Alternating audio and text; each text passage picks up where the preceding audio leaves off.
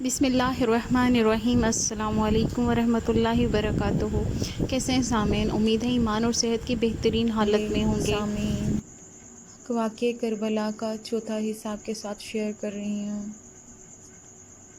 جب تمام کوفہ والے نماز کے بعد بھاگ جاتے ہیں، صرف ایک بزرگ شخص وہاں موجود ہوتا ہے۔ حضرت مسلم علیہ السلام اس بابا جی سے پوچھتے ہیں کہ کیا ہوا، سب کہاں بھاگ گئے ہیں؟ بابا آتا ہے اور آپ علیہ السلام کے ہاتھوں کو بوسہ دے کر عرض کرتا ہے کہ حضرت، یہاں حالات بہت خراب ہو چکے ہیں۔ نماز کے وقت مسجد کے باہر اعلان ہوا تھا کہ جو مسلم بن عقیل کا ساتھ دے گا یا انہیں پاس رکھے گا، اس کو قتل کر دیا جائے گا۔ یہ اعلان سنتے ہی لوگ رفو چکر ہو گئے۔ میرا نام ہانی ہے، میں نے امام الانبیاء صلی اللہ علیہ وآلہ وسلم کی زیارت کی ہے، میں ان کا صحابی ہوں، لہٰذا آپ میرے گھر تشریف لے آئیں۔ اب تو شام بھی ہو چکی ہے اور لوگوں نے اس ڈر سے دروازے بند کر دیے ہیں کہ کہیں مسلم گھر نہ آ جائیں۔ تب جناب مسلم علیہ السلام نے فرمایا کہ میرے ساتھ میرے 2 بچے بھی ہیں، صبح ان کا بھی پتہ کرنا ہے، نہ جانے کس حال میں ہوں گے۔ بالآخر جناب مسلم حضرت ہانی کے گھر تشریف لے جاتے ہیں۔ صبح نماز فجر بھی ادھر ہی پڑھتے ہیں۔ صبح ہوتے ہی سفیر حسین علیہ السلام کی تلاش شروع ہو جاتی ہے۔ ڈھونڈتے ڈھونڈتے کسی جاسوس کے ذریعے پتہ لگ جاتا ہے کہ حضرت مسلم جناب ہانی کے گھر ہیں۔ ابن زیاد لعین نے کچھ سپاہیوں کو بھیج کر حضرت ہانی کو دارالامارات بلوا لیا اور سوال کیا کہ بابا، مسلم بن عقیل تمہارے گھر میں ہے کیا؟ حضرت ہانی: ہاں میرے ہاں ہیں، پر تم انہیں تلاش نہیں کر سکتے۔ ابن زیاد: بابا مجھے تیرے بڑھاپے پہ ترس آتا ہے، ورنہ میں تجھے قتل کر دیتا۔ حضرت ہانی رضی اللہ تعالیٰ عنہ: کیا رسول اللہ صلی اللہ علیہ وآلہ وسلم کے اہل بیت کو پناہ دینے والے کو سزا قتل ہے؟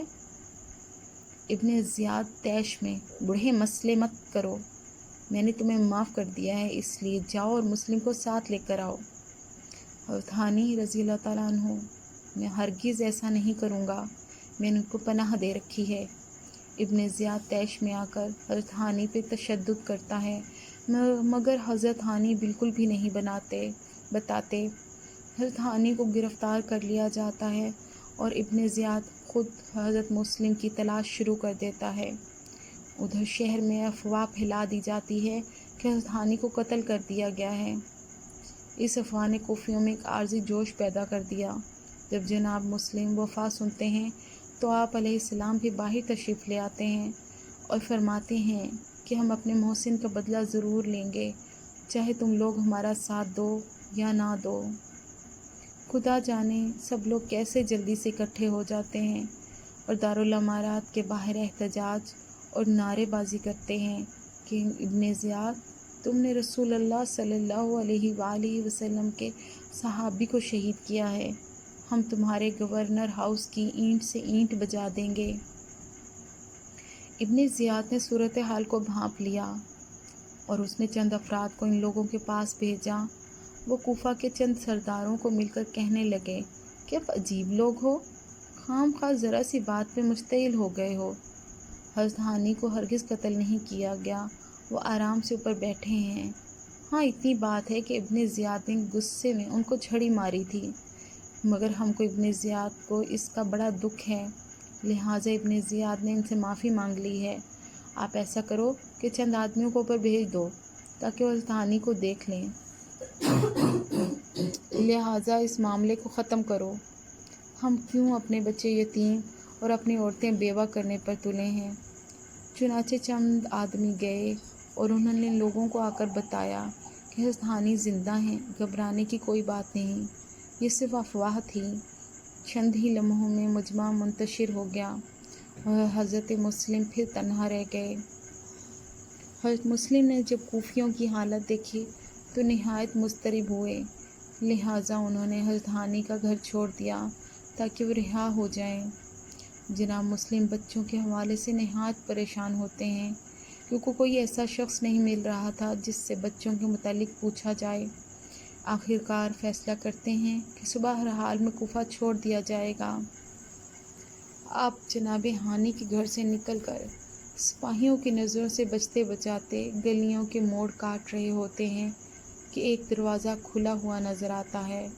آپ اس گھر میں داخل ہوتے ہیں تو چراغ کی مدھم لو میں ایک بڑھیا کا چہرہ نظر آتا ہے جو دروازے کی دہلیز کے ساتھ ایسے لگی بیٹھی ہے جیسے کسی کی منتظر ہو۔ آپ نے ضعیفہ کو سلام کیا۔ اس نے جواب دے کر فرمایا، آپ کون؟ آپ علیہ السلام نے فرمایا کہ اماں، میں مسافر ہوں، کبھی مدینہ منورہ میں رہا کرتا تھا۔ ضعیفہ اچانک خوشی میں پوچھتی ہے کہ کہیں آپ مسلم بن عقیل تو نہیں؟ ہاں ہاں اماں، میں وہی ہوں جس کا آپ نے نام لیا۔ ضعیفہ نہایت ادب سے کھانے کا پوچھتی ہے۔ آپ انکار کر دیتے ہیں اور فرماتے ہیں، میرا بس ایک کام کر دیں، پر پہلے یہ بتائیں اس وقت آپ کا دروازہ کیوں کھلا ہے؟ ضعیفہ عرض کرتی ہے کہ میرا ایک بیٹا ہے جو سرکار کی نوکری کرتا ہے، اسی کا انتظار کر رہی ہوں، بس آپ کام بتائیں، جتنا ہو سکا کوشش کروں گی۔ آپ علیہ السلام نے فرمایا کہ میرے ساتھ 2 بچے آئے تھے جن کی مجھے کوئی خبر نہیں، وہ اس وقت کہاں، بس یہی پتہ لگانا ہے تاکہ ان بچوں سمیت ہی کوفہ چھوڑ دوں اور راستے میں ہی کوفیوں کی بے وفائی کا حال بیان کر کے امام حسین رضی اللہ تعالیٰ عنہ کو واپس لے جاؤں۔ ضعیفہ بولی، حضرت یہ تو معمولی سا کام ہے، میرا بیٹا سرکاری ملازم ہے، اسے اس بات کا پتہ ہوگا۔ تھوڑا وقت گزرا تو بڑھیا کا بیٹا بھی آ گیا۔ حضرت مسلم کو اپنے گھر میں دیکھ کر ہڑبڑا سا گیا، آپ کو سلام کر کے بیٹھ گیا۔ بڑھیا اس کے لیے کھانا لائی، وہ کھانا کھاتا رہا اور اس کی ماں بڑے پیار سے بچوں کو تلاش کر کے لانے پر آمادہ کرتی رہی۔ پھر کچھ دیر سوچ کر بولا کہ یہ تو بڑی سعادت کی بات ہے کہ میں اہل بیت کے کسی کام آ سکوں۔ مجھے بچوں کا پتہ ہے، وہ قاضی شریح کے گھر ہیں۔ آدھی رات کے بعد جب سپاہی سو گئے تو صبح ہونے سے پہلے بچوں کو آپ کے پاس لے آؤں گا۔ پھر بڑے ادب سے سلام کیا اور سو گیا۔ امام مسلم پریشانی کے عالم میں لیٹ گئے۔ رات کے پچھلے پہر وہ ضعیفہ خاتون جس کا نام طوع تھا اپنے بیٹے کو اٹھاتی ہے اور کہتی ہے، جاؤ جا کر بچوں کو لے آؤ۔ جب وہ چلا جاتا ہے تو ضعیفہ ہاتھ اٹھا کر دعا مانگتی ہے کہ یا اللہ، میرا بیٹا جلد ہی مسلم کے شہزادوں کو لے آئے تاکہ میں روز قیامت سیدہ فاطمہ علیہ السلام کی بارگاہ میں سرخروئی حاصل کر سکوں۔ ادھر مسلم نے بھی ضعیفہ کے بیٹے کو جاتے ہوئے دیکھا۔ اس کے گھر سے نکلنے کے انداز درست نہیں تھے۔ آپ نے اندازہ لگا لیا کہ اس کی نیت خراب ہے، خیر آپ خاموش رہے۔ نماز تہجد کا وقت ہو چکا تھا۔ آپ نے نماز پڑھی، پھر فجر کی اذان بھی ہو گئی۔ نماز فجر بھی پڑھی، پر ضعیفہ کا بیٹا نہ آیا، دن ہو چکا تھا۔ اچانک باہر سے آواز آئی کہ مسلم باہر آؤ اور خود کو حراست میں سمجھو۔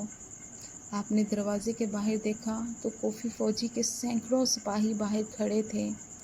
کوتوال ابن اشعث آپ کو گرفتار کرنے کے لیے آگے بڑھا، مگر آپ نے ہاتھ چھٹک کر فرمایا، پہلے میرے سوال کا جواب دو کہ ایک شخص کو گرفتار کرنے کے لیے اتنی بڑی فوج کیوں؟